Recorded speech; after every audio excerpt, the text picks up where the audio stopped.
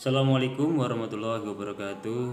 Apa kabar anak-anak? Alhamdulillah kita bisa belajar bersama lagi, bisa bertemu lagi dalam keadaan sehat walafiat.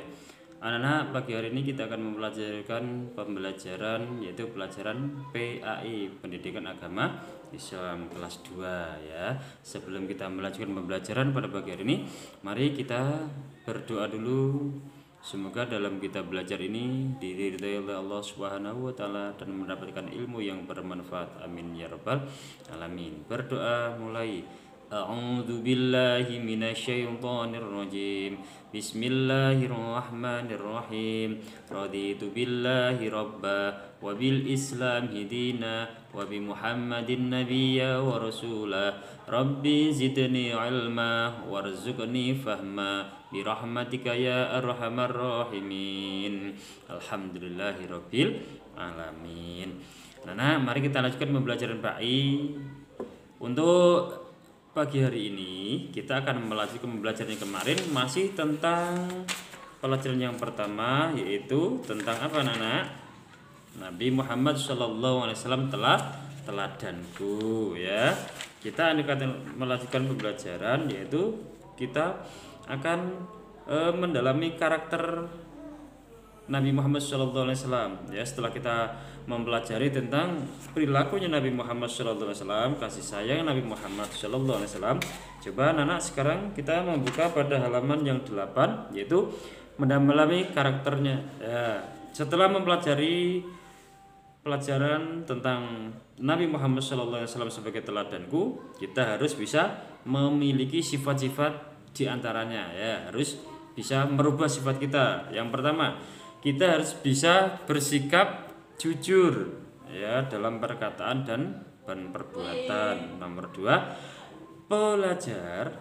seorang pelajar belajar berperilaku mandiri. Apa artinya anak? Baik di rumah maupun di sekolah, kita tidak boleh mentergantungkan terhadap orang lain. Kita harus belajar mandiri. Contohnya, kalau kita mau berangkat sekolah harus disiapkan pelajarannya, baik bukunya, tasnya, peralatan sekolah. Kita belajar mandiri. Kemudian senang membantu pekerjaan orang tua di rumah ya. Kita dilatih mencontoh sikap terpuji Nabi Muhammad, yaitu biasakan membantu kedua orang tua. Kemudian senang berbagi, seperti berbagi makanan kepada teman. Jika kita mempunyai teman yang tidak bisa makan, yang kekurangan makanan, kita bisa membagikan. Nah, itu adalah salah satu perubahan kita setelah meneladani sikapnya Nabi Muhammad SAW. Nah, kemudian kita harus juga bisa merangkum dan memberikan positif terhadap diri kita sendiri ya, bisa menilai dari diri kita sendiri. Kita harus tahu apa artinya jujur ya. Jujur yaitu harus lurus hati, tidak berbohong, tidak curang, dan berkata apa adanya. Ketika kita belajar belajar berbicara jujur kepada orang lain, kita harus berbicara apa adanya. Itu namanya jujur. Kemudian Nabi Muhammad SAW mempunyai sifat yang jujur, tidak pernah berbohong. Nomor 3, Allah Subhanahu wa taala dan Nabi Muhammad memerintahkan umatnya untuk selalu berperilaku jujur. Nah, karena kemarin sudah kita pelajari di antara sifatnya Nabi Muhammad adalah 4: sidik, amanah, tabligh, fatonah. Jujur artinya ya, sidik artinya jujur, sidik amanah artinya dapat dipercaya, tabligh artinya menyampaikan, fatonah artinya cerdas. Kita harus bisa berpikir yang cerdas sebagai seorang pelajar. Kemudian Nabi Muhammad SAW memiliki sifat penyayang ya. Ini adalah rangkuman dari pembelajaran yang kemarin. Jadi Nabi Muhammad itu mempunyai sifat kasih sayang terhadap umatnya. Kemudian Nabi Muhammad sangat menyayangi keluarga, sahabat, dan umatnya. Siapa umatnya Nabi Muhammad? Nah, kita ini yang sekarang hidup di dunia ini sebagai umatnya Nabi Muhammad SAW. Kemudian selanjutnya, Anak muslim, kita sebagai orang muslim harus berperilaku penyayang kepada setiap orang lain, sesama makhluk hidup, sesama makhluknya Allah Subhanahu wa taala. Kita harus saling menyayangi, saling membantu, saling tolong menolong. Itulah salah satu sifat yang terpuji harus kita lakukan, yaitu kasih sayang kepada orang lain, ya.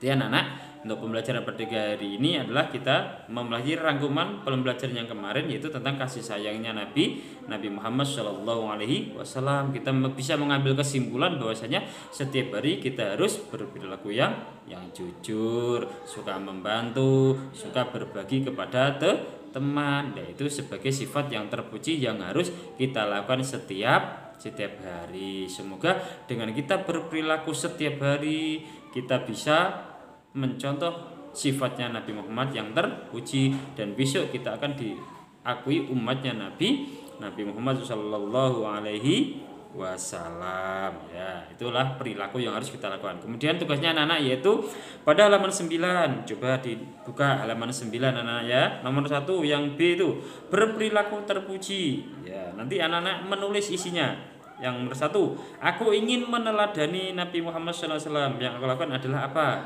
Ketika kita ingin mencontoh Nabi Muhammad, kita harus melakukan apa?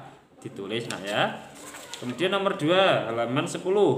Temanku tidak mempunyai penggaris. Yang aku lakukan adalah apa? Ketika kita sekolah, temannya nggak bawa penggaris, nggak bawa alat tulis lah. Apa yang harus kita lakukan? Ya. Nomor 3, temanku tidak mempunyai buku tulis. Terus apa yang harus aku lakukan? Ya, bisa ditulis. Nomor 4, temanku sedang sakit. Yang harus aku lakukan apa? Ya, ketika kita sesama muslim, kok teman kita, saudara kita sedang sakit, apa yang harus kita lakukan? Ditulis, ya. Kemudian nomor 5, ibu menyuruhku untuk membeli sesuatu di warung. Nah, yang aku lakukan apa? Ketika kita diperintah oleh orang tua, selama perintah tidak tentang kejelekan, maka kita harus apa yang harus kita lakukan? Nah, sebagai anak kita harus apa terhadap orang tua? Nah, itu bisa kita tunjukkan dengan mengisi titik-titik yang ada. Nah, itu adalah tugasnya anak-anak, ya.